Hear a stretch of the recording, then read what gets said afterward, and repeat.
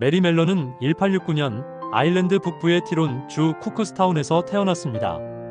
19세기 후반의 아일랜드는 영국의 억압과 대기근의 깊은 상처로 인해 수많은 사람들이 가난과 절망을 피해 희망의 땅, 신대륙 미국으로 떠나던 시기였습니다. 1883년 14살의 어린 메리도 더 나은 삶을 찾아 홀로 험난한 대서양을 건넜습니다. 당시 뉴욕에 도착한 수많은 아일랜드 이민자 여성들과 마찬가지로 그녀 앞에 놓인 선택지는 많지 않았습니다. 그녀는 부유한 가정의 하녀나 세탁부 같은 하층 서비스업에 종사하며 생계를 꾸려나갔습니다.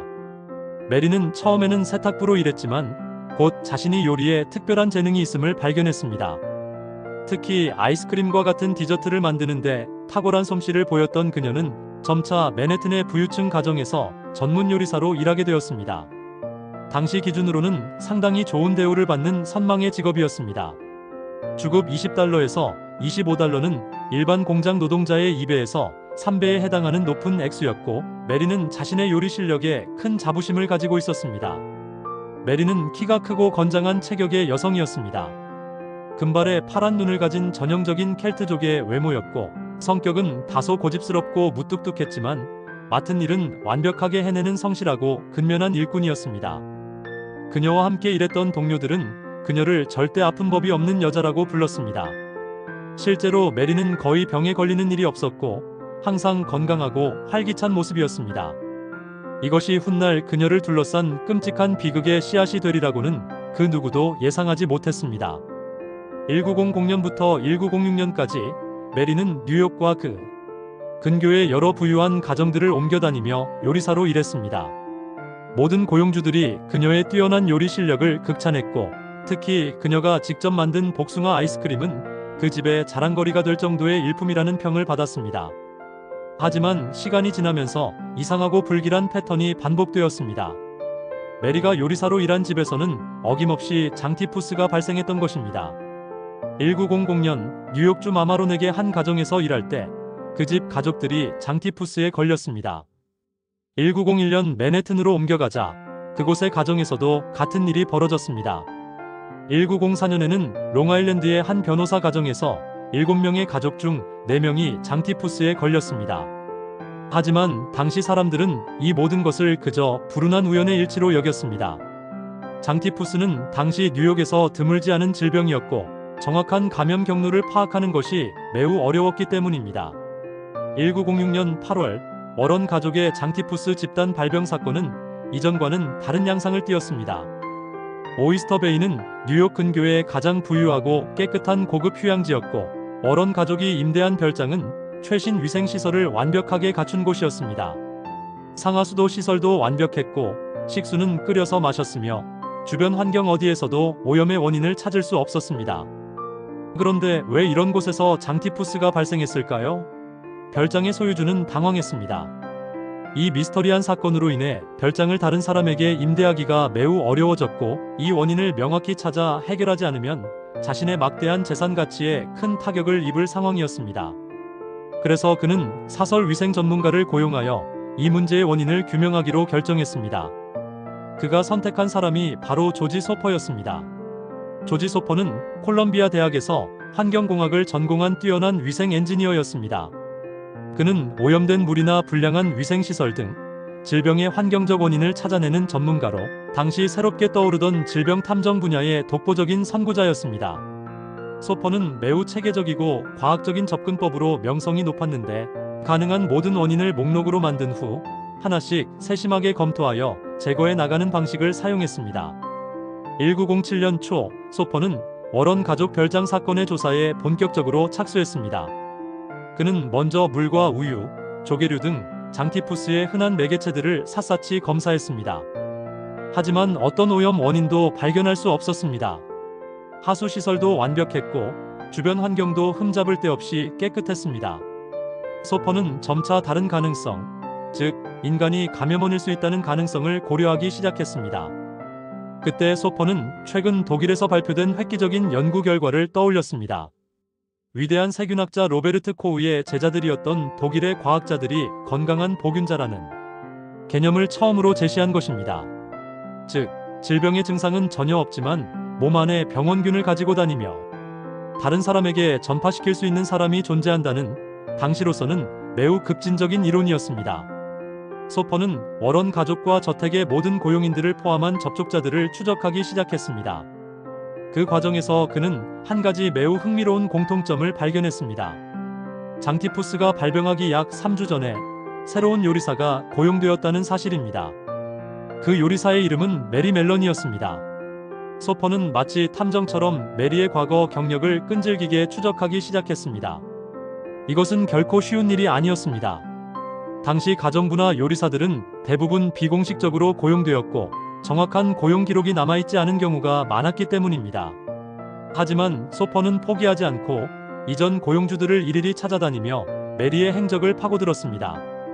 조사 결과는 충격적이었습니다. 지난 7년간 메리가 요리사로 일했던 8개의 가정 중 무려 7곳에서 장티푸스가 집단적으로 발생했던 것입니다. 총 22명이 감염되었고 그중 1명의 젊은 세탁부가 사망했습니다. 모든 발병 시점은 메리가 그 집에서 요리를 시작한 지 약 1주에서 3주 사이로 정확히 일치했습니다. 메리의 이동 경로와 장티푸스 발병 지역을 지도에 표시해 본 결과 명확하고 소름 끼치는 상관관계가 드러났습니다. 메리가 간 곳에는 어김없이 장티푸스가 유령처럼 따라다녔고 그녀가 떠난 후에는 더 이상 새로운 환자가 발생하지 않았습니다. 특히 흥미로운 것은 메리가 손으로 직접 음식을 만지는 요리, 그 중에서도 복숭아 아이스크림이나 샐러드처럼 불에 가열하지 않는 음식을 즐겨 만들었다는 점이었습니다. 장티푸스균은 열에 매우 약하기 때문에 충분히 가열된 음식으로는 전파되기 어렵습니다. 하지만 메리가 만든 차가운 디저트나 신선한 샐러드는 그녀의 손에 있던 균이 증식하고 다른 사람에게 전파되기에 완벽한 매개체였던 것입니다. 1907년 3월 소퍼는 끈질긴 추적 끝에 마침내 메리의 현재 위치를 찾아냈습니다. 그녀는 맨해튼 어퍼이스트 사이드의 한 부유한 변호사 가정에서 요리사로 일하고 있었습니다. 그리고 소퍼의 예상대로 그 집에서도 이미 세탁부가 장티푸스에 걸려 병원에 입원한 상태였습니다. 소퍼는 조심스럽게 메리에게 접근했습니다. 그는 자신이 위생 엔지니어라고 정중하게 소개하면서 메리와 여러 가정의 장티푸스 발병 사이에 나타나는 놀라운 연관성을 차분히 설명하려 했습니다. 하지만 메리의 반응은 그의 예상을 완전히 벗어났습니다. 당신이 뭔데 나를 병균 덩어리라고 부르는 거요? 나는 평생 아파본 적이 없어. 메리는 격분했습니다. 그녀는 자신이 평생 누구보다 건강했고 다른 사람에게 해를 끼친 적도 없다고 완강하게 주장했습니다. 소퍼가 과학적인 설명을 이어가려 하자 메리는 주방에 있던 고기 써는 큰 포크를 집어들고 그를 위협하며 쫓아냈습니다. 메리의 이토록 격렬한 반응은 충분히 이해할 만한 것이었습니다. 1907년 당시 일반인들에게 무증상 감염자라는 개념은 전혀 알려져 있지 않았고 마술이나 미신 같은 소리로 들렸을 것입니다. 아픈 사람이 병을 옮긴다는 것은 상식이었지만 멀쩡하게 건강한 사람이 눈에 보이지도 않는 균을 몸에 지니고 다니며 다른 사람을 죽음에 이르게 만들 수 있다는 것은 받아들이기 힘든 이야기였습니다. 더욱이 메리는 정규 교육을 거의 받지 못한 아일랜드 이민자였습니다. 세균이나 감염병에 대한 과학적 지식이 전무했고 소퍼의 설명은 그녀에게 자신을 모함하려는 인신공격으로밖에 들리지 않았습니다. 그녀에게는 성실하게 일하며 쌓아올린 요리사로서의 자부심이 전부였는데 갑자기 나타난 낯선 남자가 자신을 죽음을 퍼뜨리는 여자라고 부르는 것을 어떻게 순순히 받아들일 수 있었을까요? 소퍼는 메리에게 혈액과 대변, 소변 검사를 받아달라고 간청했습니다. 하지만 메리는 나는 건강하니까 검사받을 이유가 없다며 단호히 거부했습니다. 소퍼가 끈질기게 설득해도 메리는 요지부동이었습니다. 메리가 자발적인 협조를 완강히 거부하자 소퍼는 결국 뉴욕시 보건당국에 도움을 요청했습니다. 당시 뉴욕시 보건국장이었던 헤르만 빅스는 결핵 퇴치 운동을 성공적으로 이끌었던 공중보건학 분야의 위대한 선구자였습니다. 빅스는 소퍼의 상세한 보고서를 검토한 후 이 사건이 뉴욕시 전체의 공중보건에 심각한 위협이 될 수 있다고 판단했습니다. 1907년 3월 19일 뉴욕시 보건당국은 공중보건법에 의거하여 메리를 강제로 체포하고 격리하기로 결정했습니다. 여성 의사였던 사라 베이커 박사가 경찰관 4명과 함께 메리가 일하던 집으로 향했습니다. 메리는 자신을 잡으러 온 사람들을 보고 필사적으로 저항했습니다. 그녀는 집 뒤편으로 도망쳐 이웃집 담을 넘었고 한 건물의 야외 화장실에 몸을 숨겼습니다. 베이커 박사와 경찰들이 무려 3시간 동안 끈질긴 수색을 한 끝에 마침내 메리를 발견했을 때 그녀는 여전히 격렬하게 저항했습니다. 나는 아무 죄도 짓지 않았어. 왜 나를 죄인 취급하며 잡아가려는 거요? 메리의 절규는 단순한 저항이 아니었습니다. 그것은 자신의 결백을 굳게 믿는 한 인간의 절망적이고 처절한 외침이었습니다. 하지만 법은 개인의 항변보다 공공의 안전을 우선시했고 메리는 결국 뉴욕 이스트리버에 떠있는 작은 섬 노스브라더 아일랜드로 강제 이송되었습니다. 이 섬은 원래 천연두나 결핵 같은 전염병 환자들을 사회로부터 격리하는 시설이 있던 곳으로 당시 뉴요커들에게는 공포와 절망의 상징과도 같은 곳이었습니다. 노스브라더 아일랜드에 도착한 메리는 병원 시설 내의 작은 코티지에 홀로 격리되었습니다. 그곳에서 그녀는 뉴욕시 보건당국의 세균학자들로부터 집중적인 의학적 검사를 받았습니다. 그녀의 혈액, 소변, 그리고 대변 샘플이 반복적으로 채취되어 검사되었습니다. 결과는 조지 소퍼의 추측이 정확했음을 입증했습니다. 메리의 혈액에서는 과거 장티푸스에 감염되었음을 의미하는 항체가 검출되었고 무엇보다 그녀의 대변에서는 살아있는 살모넬라 타이피균이 대량으로 발견되었습니다. 더욱 놀라운 것은 균의 농도였습니다. 그녀의 대변 1g당 10억 개 이상의 장티푸스균이 들어있었는데 이는 당시 급성 장티푸스 환자들에게서 발견되는 것과 비슷한 수준이었습니다. 메리는 의심의 여지 없이 증상 없이 균을 배출하는 만성 보균자였습니다. 과거 어느 시점에 장티푸스에 감염되었지만 강한 면역력 덕분에 증상 없이 회복되었고 균이 쓸개, 즉 담낭에 계속해서 서식하면서 담즙을 통해 지속적으로 장으로 배출되고 있었던 것입니다. 검사 결과를 본 메리는 여전히 현실을 받아들이지 못했습니다. 내 몸에 균이 있다면 왜 나는 전혀 아프지 않은 것이냐는 것이 그녀의 일관된 주장이었습니다. 당시의 의학적 지식으로도 이 현상을 완벽하게 설명하기는 어려웠습니다. 면역학은 아직 초기 단계였고 무증상 감염의 정확한 기전은 수십 년이 지난 후에야 명확히 밝혀질 내용이었습니다. 의료진은 메리에게 담낭 제거 수술을 제안했습니다.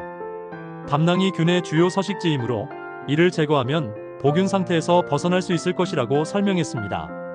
하지만 메리는 내 몸에 칼을 대지 마라. 나는 아픈 사람이 아니다라며 단호히 거부했습니다. 메리의 거부는 단순한 고집이 아니었을 수도 있습니다. 1907년 당시 복부 수술은 매우 위험한 시술이었습니다. 항생제가 없던 시대에 수술 후 감염으로 사망하는 경우가 비일비재했고 전신마취 기술도 불완전했습니다. 건강한 사람에게 생명을 걸고 위험한 수술을 받으라는 것은 그녀의 입장에서는 납득하기 어려운 무리한 요구였을 수 있습니다. 메리의 노스브라더 아일랜드에서의 고독한 격리 생활이 시작되었습니다. 그녀에게 주어진 것은 작은 코티지와 최소한의 생필품뿐이었습니다. 외부 세계와의 접촉은 철저히 차단되었고 가족이나 친구의 면회도 엄격히 제한되었습니다. 메리는 처음에는 격렬하게 저항했습니다. 탈출을 시도하기도 했고 의료진에게 고함을 지르며 분노를 표출하기도 했습니다. 하지만 시간이 흐를수록 그녀는 깊은 절망감과 체념에 빠져들기 시작했습니다. 바다로 둘러싸인 작은 섬에서 탈출은 불가능했고 아무도 자신의 결백을 믿어주지 않았습니다. 그녀는 하루 종일 창밖을 내다보며 불과 몇 킬로미터 떨어진 맨해튼의 스카이라인을 하염없이 바라보았습니다. 그곳에서 수많은 사람들이 자유롭게 살아가고 있었지만 그녀에게는 결코 닿을 수 없는 다른 세상이었습니다. 그녀는 자신의 일기에 이렇게 썼습니다.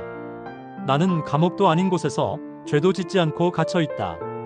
이것이 과연 자유의 나라 미국의 정의인가? 메리의 사례는 곧 언론의 주목을 받기 시작했습니다. 1908년 윌리엄 랜돌프 허스트 소유의 신문이었던 뉴욕 아메리칸이 이 사건을 대대적으로 보도하면서 메리는 하루아침에 유명인사가 되었습니다. 신문은 그녀를 타이포이드 메리라고 자극적으로 명명했고 이 별명은 순식간에 전 미국으로 퍼져나갔습니다. 언론의 보도는 대부분 선정적이었습니다. 메리를 살아있는 병균 덩어리, 죽음의 요리사와 같은 끔찍한 표현으로 묘사했고 일부 신문은 그녀를 마치 악마나 마녀처럼 그린 만화를 싣기도 했습니다. 이러한 보도들은 대중의 공포심을 극대화했고 메리에 대한 깊은 편견을 심어주었습니다. 하지만 모든 언론이 메리를 비판한 것은 아니었습니다. 일부 진보적인 언론과 시민권 단체들은 메리가 받고 있는 처우의 의문을 제기하기 시작했습니다. 재판도 없이 한 개인을 무기한으로 격리하는 것이 과연 미국 헌법에 부합하는가에 대한 논쟁이었습니다. 특히 여성 참정권 운동가들은 메리의 사건에 깊은 관심을 보였습니다. 그들은 만약 메리가 부유한 백인 남성이었다면 결코 이런 식으로 대우받지 않았을 것이라고 주장했습니다. 실제로 메리 이후에 발견된 여러 남성 복균자들은 대부분 격리되지 않고 자유로운 상태에서 치료를 받았기 때문에 이러한 주장에는 상당한 설득력이 있었습니다. 1909년 메리는 변호사의 도움을 받아 인신보호영장을 신청했습니다. 자신을 법적 절차 없이 구금하는 것은 명백한 위법이라는 주장이었습니다. 이 사건은 당시로서는 매우 중요한 헌법적 쟁점을 제기했습니다. 개인의 신체의 자유와 공공의 안전이라는 두 가지 가치가 정면으로 충돌한 것입니다. 메리의 변호사는 메리가 어떤 범죄도 저지르지 않았으며 고의로 사람들을 해치려 한 것이 아니므로 무기한 격리는 부당하다고 주장했습니다. 반면 뉴욕시는 메리가 자유롭게 활동할 경우 수많은 사람들이 생명의 위험에 처할 수 있으므로 공중보건을 위해 격리가 불가피하다고 맞섰습니다. 1910년 2월 법원은 깊은 고심 끝에 메리의 격리가 공중보건을 위해 필요한 적법한 조치라고 판결했습니다. 이 판결은 미국 법제사에 중요한 선례를 남겼습니다. 공공의 안전을 위해서는 개인의 자유를 일부 제한할 수 있다는 국가의 경찰권 원칙이 확립된 것입니다. 1910년 메리에게 뜻밖의 희망의 빛이 보이기 시작했습니다. 새로 부임한 뉴욕시 보건국장 에른스트 레더레는 메리의 사례를 인도적인 차원에서 재검토했습니다. 그는 메리가 이미 3년간 충분히 격리되어 있었고 그동안 새로운 환자를 만들지 않았다는 점을 주목했습니다. 레더레는 메리에게 조건부 석방을 제안했습니다. 조건은 단 3가지였습니다. 첫째, 다시는 요리사로 일하지 않을 것. 둘째, 정기적으로 보건당국에 자신의 거주지와 건강 상태를 보고할 것. 셋째, 손 씻기 등 개인 위생을 철저히 지킬 것. 이 조건들을 지키겠다고 맹세하면 자유로운 삶을 살 수 있다는 것이었습니다.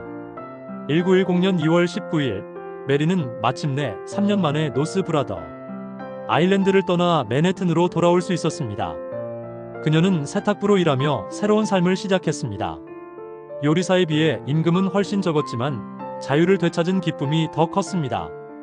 그녀는 언론의 관심을 피하고 가명을 사용하며 조용히 살려고 노력했습니다. 하지만 현실은 냉혹했습니다. 타이포이드 메리라는 악명은 이미 널리 퍼져 있었고 사람들은 그녀를 알아보고 기피했습니다. 고용주들도 그녀의 정체를 알게 되면 즉시 해고했습니다. 메리는 점점 깊은 경제적 어려움과 사회적 고립감에 빠져들었습니다. 결국 1915년 1월 비극적인 사건이 다시 터졌습니다. 뉴욕의 슬로원 여성병원에서 장티푸스가 집단으로 발생한 것입니다. 의사와 간호사를 포함한 25명이 감염되었고 그중 2명이 사망했습니다.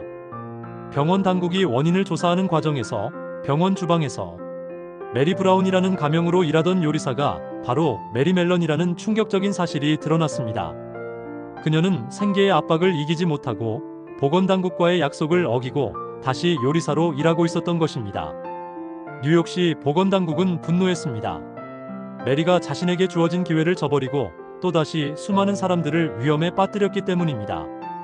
더구나 이번에는 환자를 돌봐야 할 의료진들이 피해를 입었고 실제로 사망자까지 발생했습니다. 1915년 3월 27일 메리는 다시 체포되어 노스브라더 아일랜드로 보내졌습니다. 이번에는 어떤 조건도 석방의 희망도 없었습니다. 그것은 죽을 때까지 계속될 무기한 격리였습니다. 두 번째 격리 생활 동안 메리는 첫 번째와는 완전히 다른 모습을 보였습니다. 격렬한 저항 대신 깊은 절망과 체념이 그녀를 지배했습니다. 아이러니하게도 병원 관계자들은 그녀에게 실험실 조수일을 맡겼고 그녀는 자신과 같은 전염병 환자들의 검체를 처리하는 일을 하며 남은 생을 보냈습니다. 1932년 메리는 뇌졸중으로 쓰러져 반신불수가 되었고 이후 6년간 침대에 누워 지내다 1938년 11월 11일 69세의 나이로 세상을 떠났습니다. 그녀의 시신을 부검한 결과 담낭에서는 여전히 살아있는 장티푸스균이 발견되었습니다. 그녀는 죽는 순간까지 복균자였으며 그녀의 몸은 그녀의 비극적인 운명을 마지막까지 증명하고 있었습니다. 메리 멜런의 사례는 현대 감염병학과 공중보건학에 지울 수 없는 이정표를 남겼습니다. 그녀를 통해 무증상 감염자라는 개념이 세상에 확립되었고, 이는 감염병 통제 전략을 근본적으로 바꾸어 놓았습니다.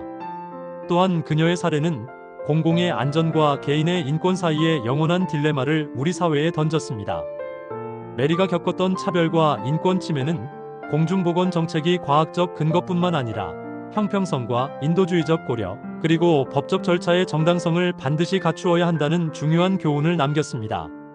오늘날 우리가 코비드-19와 같은 새로운 팬데믹에 대응하는 모든 방식, 즉 무증상 감염자에 대한 관리 역학조사를 통한 접촉자 추적, 그리고 격리 조치를 둘러싼 수많은 사회적 논쟁의 뿌리에는 100년 전 타이포이드 메리라는 한 여성의 고독하고 비극적인 삶이 자리하고 있습니다.